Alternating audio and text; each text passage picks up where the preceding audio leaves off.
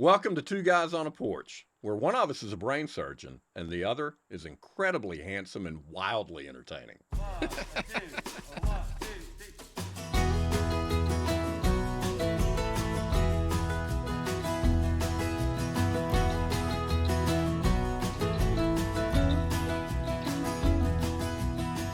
Good afternoon. Welcome to Two Guys on the Porch. I'm Jason. This is Bradford. And here we are hanging out in the porch as we usually do. Bradford and I have been friends for decades, hanging out in the porch, smoking cigars and drinking bourbons together. And we thought, hey, why not start a podcast? So here we are on the porch, and appreciate you guys joining us and on the porch talking about life. Thanks, Jason. Yep. And today I want to talk a little bit about the cigar we're smoking. And before we light them up, I want to talk about how to cut them. Yeah. This is a topic that comes up all the time. You can YouTube hour-long, boring, overly explained how-tos of how to cut the cigar. Yep. And we've brought a couple of examples. You're using a wedge. Yeah, I like a wedge. The cigar is... We're not trying to just get a quick buzz here off the cigar. It's something meant to be enjoyed. So I like a wedge because it smokes at the right rate. I mean, the bigger the cut, right, the quicker the cigar smoke is. Right. It's all about how to make that draw efficient. Exactly. Not too much. Perfect. You're not having to exert a great deal of effort to do it. Yeah, and you don't want to. You want to get a mouthful of fire. Right. You want to get the flavor of the cigar. And at the end of the day, it's your personal preference. It's not a lot of science to it. You try it one way, you like it, great. If you don't like it, try the other way. Yeah, so we've got 3 different kinds of cuts. I did a wedge as well. Yeah, I prefer the wedge. I think, and I did a shallow, by accident, I did kind of a shallow wedge. I might have to widen that out. But the other advantage, I think, of the wedge cut is that you get a little bit more taste of the wrapper. The wrapper can give you a little flavor when you smoke it. So yeah, and that's a good point. Let me talk a little bit more about these cuts, and then we'll touch on the wrapper. But we've got the wedge that we did. Then you've got a punch, which I've got a lighter here that actually has a punch, and That's fancy. It will punch a hole in the cigar. Oh, cool. That just takes off the top of that, again, to give you enough draw to break that seal on the top. And then we've got 3 examples of various just standard cuts. So that's a scissor. You would call it a scissor cut, but it's just a cut. There's a butterfly cutter, and then your standard slide cutter. So, but they all 3 do effectively and there's the good old Southern boy pocket knife. That's right? exactly right. You just, you get, and it works. I guess you can do any cut. You do cut off the end, get a round cut, and do a wedge cut with your blade. But yeah, so you don't even have to have a cutter. And I guess the oldest method would be wet it up a little bit and bite off a little piece of it. That's right. It's a little more inaccurate. So you talked about the wrapper. Yep. Just as a point of education, what the tobacco inside is chopped. Right. And then when they roll it, they use almost a full leaf on the outside to roll it. And the wrapper is a different tobacco typically than what the filler is. And those are the 2 terms you hear is filler and wrapper. And so you'll hear a Nicaraguan fill with a Ecuadorian wrapper, or an African Cameroon, which I think we've done before, Connecticut wrapper, which is pretty common. So that's a couple of things to take note of. And the other thing I'll mention is this particular cigar is a large ring gauge. So when you see cigars, if you're going shopping, you'll see like a 6x60 or a 6x50. So it's 6 inches long, and then how many centimeters around. I don't know why they do it that way. And we're going to avoid any more conversations about length and girth. Yeah, I was about to say, you say it's 6 inches.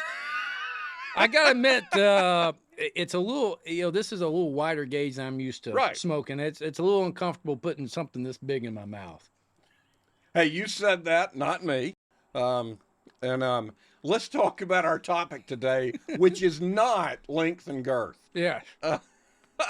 So, as we drink this whiskey today, and we're going to drink Sweetens Cove. Yeah. and Sweetens 22, and we'll talk about why it's called 22. Um, but and it's hard for me to contain my train of thought after the initial discussion, the unintended initial discussion we've had. Well, just throwing stuff out there for you, keeping you on your toes. But yeah, this is celebrity whiskey that we're going to be drinking Yeah. today, and we'll talk a little bit about what that means and who are the celebrities behind Sweetens Cove. Yep. That'll be recognized by everyone. But one of the things we want to talk about is no one listening was alive when Prohibition was in place for Yep. the most part. My mother was alive when Wow. Prohibition was in place, but she's 95. Prohibition was repealed in 1933. But for a number of years, whiskey was illegal to distill and sell. So you couldn't make it or sell it unless you had a special dispensation from the government that allowed it to be sold for medicinal purposes only. I suspect there may have been some off-schedule use of that, quote, medicine. Sure. Well, I mean, our Martin version of that is marijuana, right? I mean, that's. I mean, Yeah. heaven's sakes! I mean, it's still technically illegal on a national level.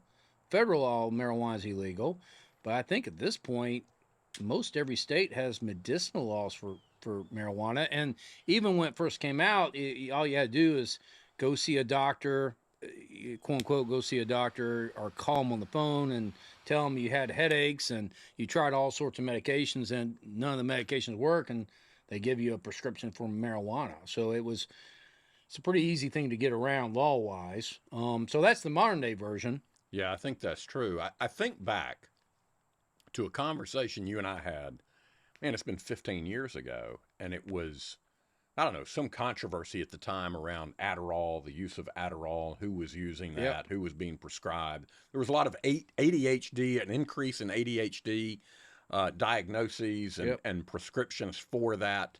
And you made this offhanded comment about, well, people who don't struggle with that, like really smart kids who are trying to max their ACT scores, are going to be taking that. And I was like, what? What do you mean by that? Well, I mean,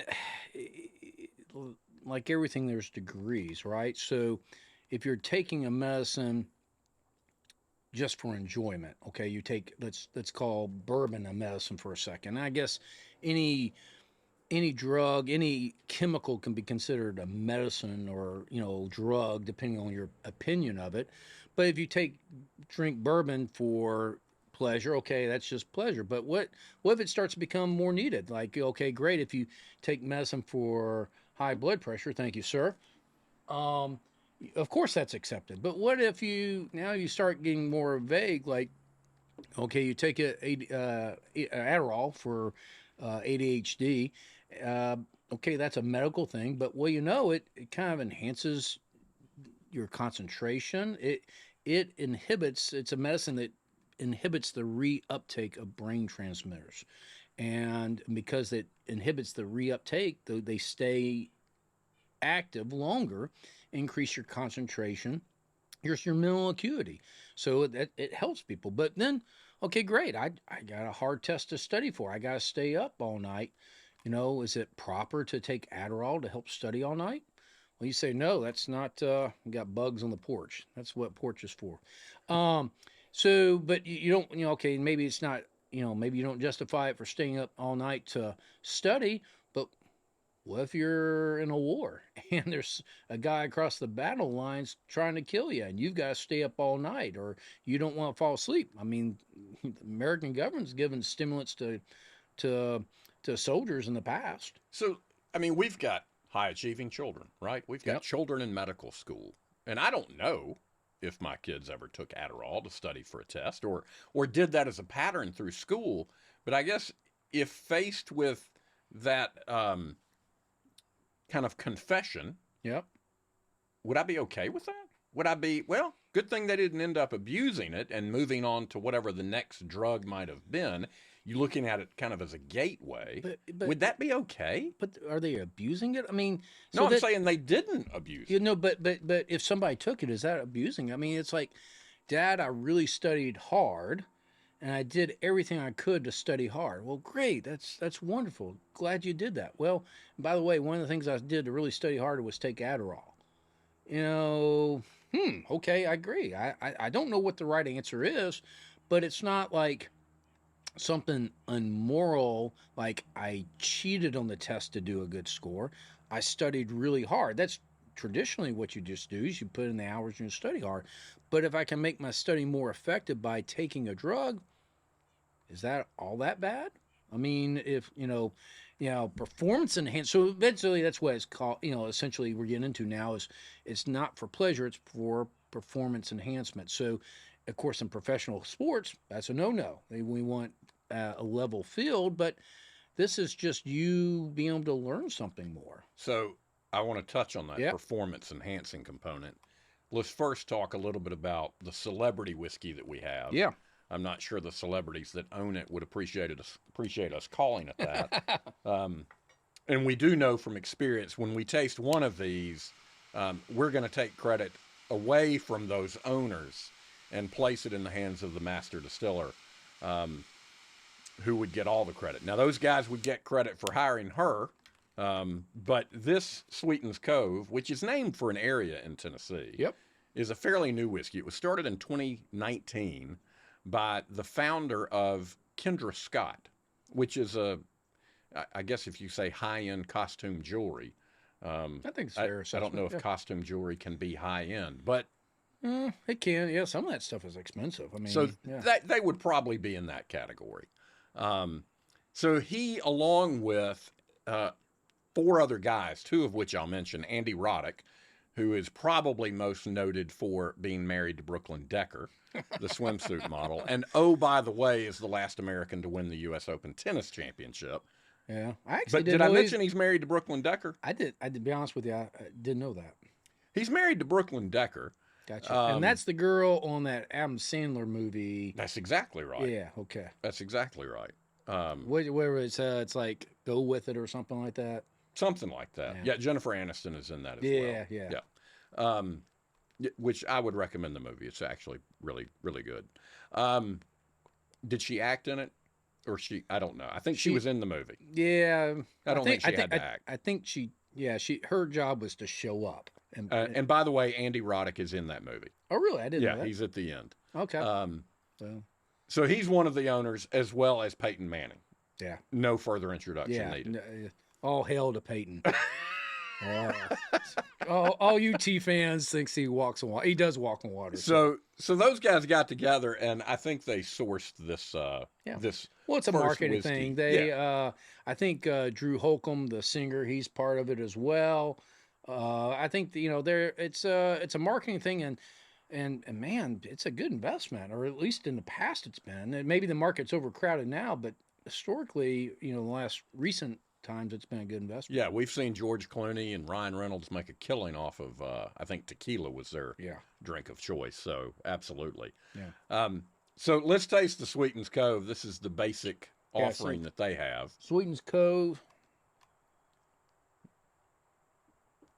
And I think the commentary is you've got a decent enough bourbon, but the bottle's at about an $80 price point, $70 or $80. And is it worth that? Right. I think the answer is no. Man, I have not. a lot of respect for Peyton, and I'll just say, I think he owns a bunch of Domino's pizza places too. But so it's an investment for him. This is not really a Peyton Manning thing because he walks on water. But yeah, it's mediocre. Yeah, I think that's a great way to put it. It is mediocre and Yeah. certainly not worth the price point. If this is the only thing you have in your cabinet, by all means, crack it open. But if you got a choice on a shelf, I'm not sure this would be the first one I'm reaching for. Yeah, so what they did, I think, following the release of this, and someone out there may correct me and say, no, Marianne, I can't remember her last name, starts with an E, who is the master distiller. She was the first female master distiller in Kentucky since Prohibition. Yeah, She very became impressive. that in 2015 at the age of 28. You don't hear enough about stuff like that. Well, another really prominent female master distiller is George Dickel. So, and whatever that parent company is. But she's the one who has really put George Dickel back on the map. Yeah. So there are more and more women in this business, which makes sense to me. Yeah. No. I mean, Absolutely. not to get too women are better at this and men are better at that. But if I'm looking for nuance to something, I'm probably going to trust a woman's opinion more than a man's. And so when we're talking about whiskeys and putting flavors together and those nuances, Yeah. I think you'll see more and more women get into that piece of the business. Chocolate versus vanilla. All right. I mean, I prefer vanilla, but I think most women prefer chocolate. Is one better than the other? No, not necessarily. But Well, and I can't distinguish between the two, and I would trust a woman to do that better than I could. holy cow. I can distinguish between chocolate and vanilla, but I think you get the point. Yeah. So going back to this one, I don't want to just pass judgment without some reasoning there, but this is it doesn't have a lot of flavor. It kind of strikes me as flat. It's a little heavy on the corn. Yeah, I just doesn't burn. I don't know what proof this is. It's not particularly high proof. Yeah, it's Well, I say that it's 113.7. yeah, so it's 56.8. cask strength. So it's got a little bite to it, which you can taste too much. Maybe we should have given it an ice cube or something, but it's ice cube bourbon, right? Yeah, that's a great way to think It's about it. ice cube bourbon. All right, But fair enough. I'm still not going to go out and buy this. If I've got $80 to spend, I'm not spending it on this. Yeah, that's I agree with that. Yeah. So the next question that would come up is the Sweetens 22. You may have to have twice the money to spend on it, and then it's going to beg the question: is that worth it? So riddle me this, Batman. How does a distillery founded in 2019 come up with a 22-year-old whiskey? Well, it's not 22 years old. It's not. It's I assume the 22 was the year. It is not. It Okay. represents some blended version of whether it's from 22 different barrels. It's a little bit hard to research that. Okay. It's blended from different bourbons and some Tennessee whiskey, so that they have come up with this kind of special release. In the case of 22, if I'm not mistaken, it was the year. Gotcha. That's So it. I guess that's a point. We've said this before, but it's important to bring out again. We're no experts. We're two guys on a porch, right? We enjoy drinking bourbons and smoking cigars. We're not experts on everything, so we learn right here together with each other and with you. So, That's right. so yeah, let's try this here. Yeah, we'll do a quick taste. Thank you. You're welcome. And you mentioned, I think the first episode we did about you taste with your nose first, Mm-hmm. and even without trying, I smelled that differently than I certainly did the first one. Yeah. First one's got just that rush of alcohol, being high proof. The proof is the same. It's 114, but that nose hits you with some very kind of warm, inviting smells and flavors as a result. And then it tastes amazing. Yeah, I totally agree. It's not necessarily the alcohol, the average ABV, the average alcohol by volume. It's a lot of the impurities, acetone or something else you don't want in there. I think they probably just blended it better, filtered it better, something along those lines. I'm no chemist, but it's definitely a better pour. The master distiller referenced prior is a chemical engineer. There you go. Yeah, so that's her training. And She's then having a moved lot into more this. fun there in Sweetens in East Tennessee than she is in some lab. She has moved on and has created her own bourbon called Forbidden, and I'd Oh. love to get my hands on that. We'll do it. That's Yeah. a future episode. Stay tuned to see Yeah. if she does better on her own. We'll try Forbidden. Yeah, would love to try that. But I give Sweetens a great deal of credit for bringing her aboard to create this, which is just a master stroke. Yeah. So I agree. This is now. What's the cost on this? this is about $160, $170 a bottle. Okay. And I found it in a store recently, so it really does boil down to if Still, you've got discretionary income, yeah, I would say you could spend your money on this, but um, yeah. there's No, a I like this. This one, yeah, this is good. And I think you get what you pay for, right? I mean, so it would seem so in this case. yeah. Yeah, it's twice as good or more than the regular Sweetens. Hmm. I So like that. that's the verdict on that. Let's go back. Uh-huh. You were talking about performance enhancing. Yeah. You don't want that in an athletic environment Yep. for sure. But another conversation around that time, and it may have been the same one. You were talking about a guy, I don't know if you were in residency with him or knew him, but a fellow physician who, at the time he's mid 30s, good looking, single, Oh, yeah. and he was taking Viagra. Yeah, well, I mean, so And he didn't have any ED problems. No, That would be no. erectile dysfunction for where the neophytes out there who don't know what Yeah. ED means. yeah, so bringing performance enhancement to a whole different level. So Back to length and girth so again. so I'll make up a name. Let's call him George. That obviously is not his name, George, and it sounds like a goofy name. So George was a single. He was a resident, surgery resident, and he was single. And residents are not known to have the best morals, right? And so you're at the hospital late at night, you're taking call, and this guy would sleep around with all sorts of girls, and he would, Wait, let me stop you. That Mm-hmm. was a gross generalization. Residents Yep. are not known for having the best morals. Now, wait a minute. Well- You realize Uh-huh. you're pretty close to having a daughter in residency, another daughter in med school, and I have a daughter in med school. Yeah. I don't want to go that far.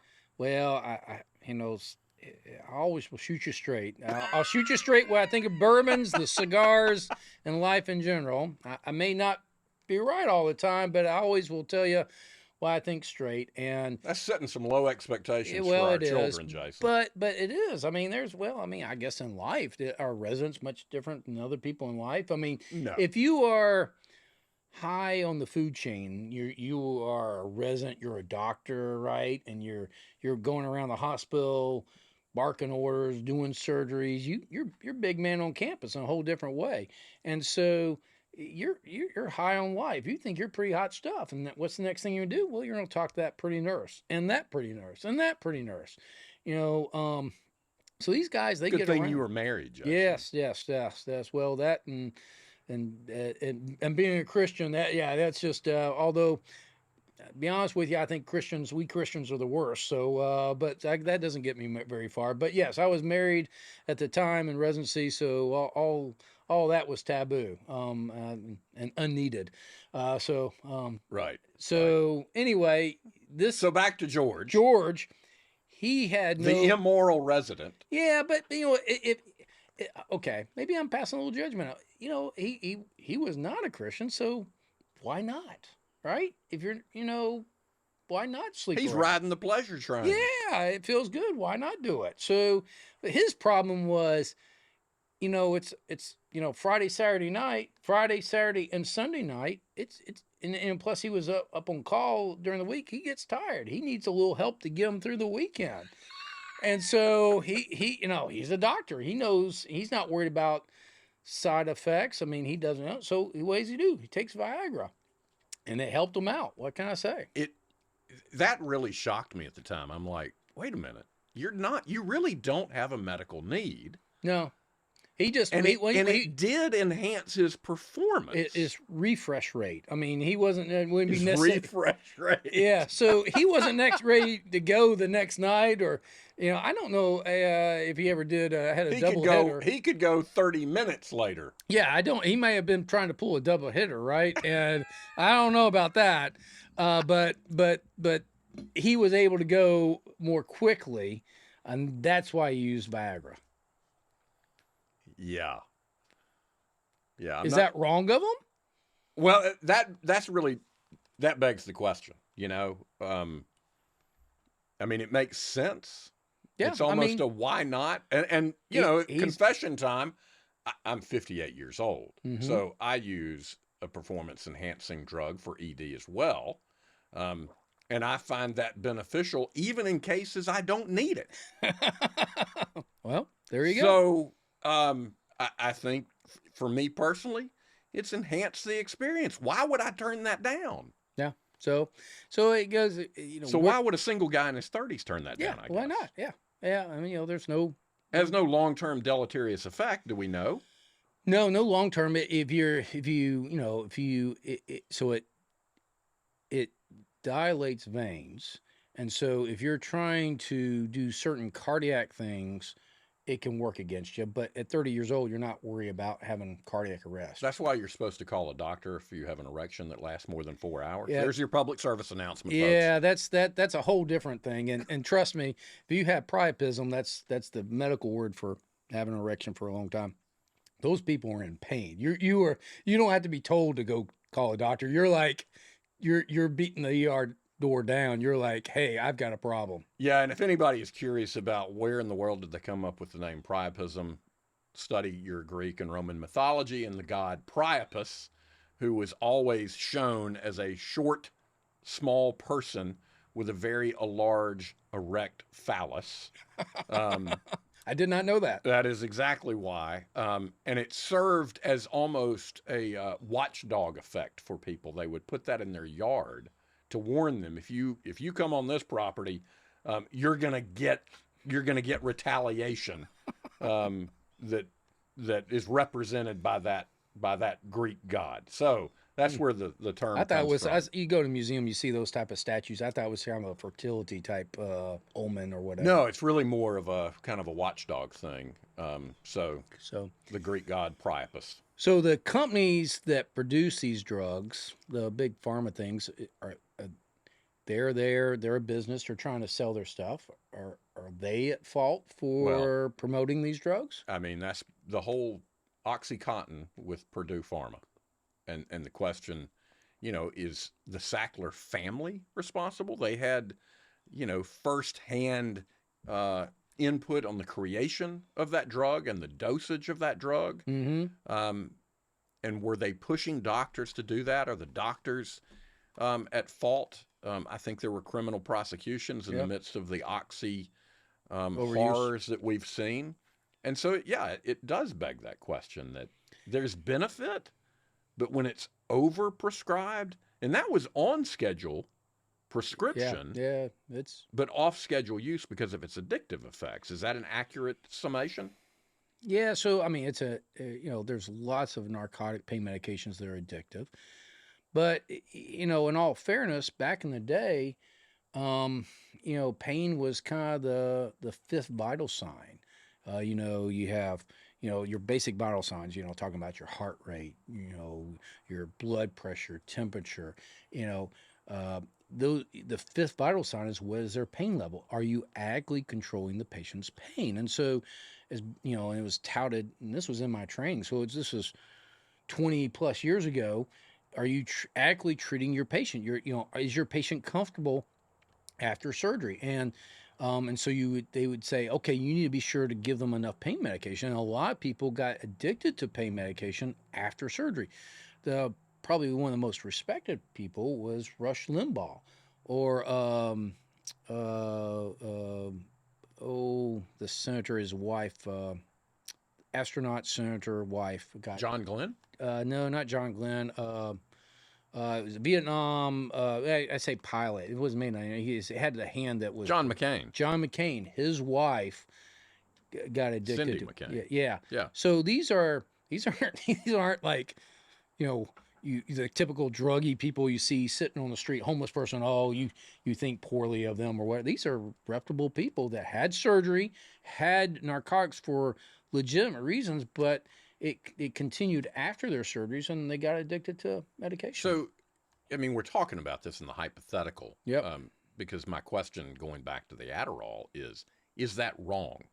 I think we determined in the case of ED, no, probably not wrong. Enjoy it, right? Yeah. But in the case of Adderall, is that wrong? And then going back to the narcotic, pain is so difficult to measure. I mean, you deal with you can't put some sort of it's meter subjective. on Yeah, them. you just so to put blame back on doctors. I mean, so the pharmacy, to answer your question, the Sackler family, it's not like the Sacklers were, prescribing it. They just, here it is, we produce it. It's the doctors prescribing it. And meanwhile, the studies were saying, okay, you need to actively treat your patient's pain. But doctors, it comes at some point, you get an idea of like, okay, you have this surgery, you should be on this medicine for so long, not, whatever, a week, a month, or depending on the surgery, maybe longer, but you're certainly not going to be on it for 3 months, 6 months. And then that becomes a whole thing itself. But the Sackler family, they're just producing it. So this is my personal opinion. I don't know that they were really ones pushing it. There's plenty of medical journal articles that were just talking about treating pain adequately. So back to the Adderall question. Yep. And not just Adderall. Yep. But drugs like that can enhance performance. Yep. Mental acuity. Yep. Whatever the case may be. Increased mental acuity, is that ever a bad thing? Yeah, and I guess therein lies the question, because does that lead to the next thing? Yeah, but bad teeth, you want everybody to have good teeth, but we put fluoride in the water, right?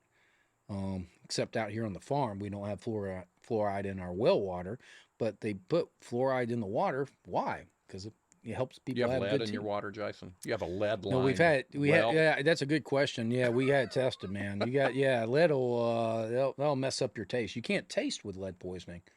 You have to, that's why so much pepper. So that's good. we can check that box. Lead poisoning is bad. Yeah, bad. Okay, Bad lead, good to lead, know yeah, that. Yeah, Yeah. good, bad. That 2-point scale, good, bad. That's on the bad side. But so you put fluoride. Maybe you have to put, Adderall in the water. Well, we have increased production. Wow. But going the other direction from Viagra, right? The military back in the day put saltpeter in the food. The military, they didn't want their recruit. The idea is to suppress the sex drive. That's right. They didn't want those boys. Is it effective in doing that, or is that just mythical? I don't know that answer. From a medical standpoint, I think though it was effective. That my understanding, it was effective. Yeah, because you've got the physiological able to perform, and then you've got the mental. Does it decrease libido, or just your inability? It's no libido. That's what. That's an interesting. I got going back to I don't want to be ADD here, but going back to our bourbons, it's still the 22 is drinking much better. Oh. I thought maybe, I know whiskey doesn't open up, but I thought maybe the regular Sweetens Cove would open up. And it just hasn't. And how about this large thing you've had in your mouth the whole show? Okay, Jason, how is that? It's getting better. I'm starting to enjoy it more. No, I honestly, this is a highly awarded. Yeah, this is good. Cigar. It's an 8-year, not this particular cigar, but this expression, if you will, of the My Father cigar is about 8 years old. It's with Cigar of the Year once and runner up another year. It's been in top 10 or top 20 multiples of years. They are a really popular brand of the Garcia family. And I think we've hit on something that's worth smoking again. Oh, this is great. I mean, and price point on this, by the way, this is about $11 or $12. So not a particularly expensive cigar. Not cheap, but it's very enjoyable. I like your rule. I've adopted this rule is, does it leave the bad taste in your mouth either now or tomorrow morning? Right. The tomorrow morning test is obviously still to come, but the immediate test, it's great. I love it. Well, I think that wraps up today. It does. And we hope that you've enjoyed our time on the porch, and hopefully your time with us on the porch. Yeah. And come back for future episodes. We hope we've given you. Where are we doing in the future? Where are we tasting there? Do we know? We're going to do some Opus X cigars, and then we're going to have some more Jack Daniel's single barrel. Yep. And then the next episode, we're going to have Blanton's. Oh, love Blanton's. And a very high proof Willet. Ooh. We'll talk about that because the juxtaposition of a very high proof extreme bourbon fits our topic nicely, because we're going to be talking about the extremes, extreme opinions, and the effect of those with what is probably more the gray areas of life in which we live day to day, represented more by the Blantons. Not to distill that down, if you will, into a boring bourbon, but certainly not an extreme bourbon. And we do hope you come back to Two Guys on a Porch. Subscribe to our podcast, rate our podcast. We look forward to seeing you again. Don't miss it. Subscribe to Two Guys on a Porch. Adderall and Viagra are both serious meds. One helps you focus and is a level 2 controlled substance, and the other, well, let's just say it keeps you up on things. Use only as prescribed by a doctor. Misusing either could result in more excitement than you bargained for. Stay safe and consult your physician.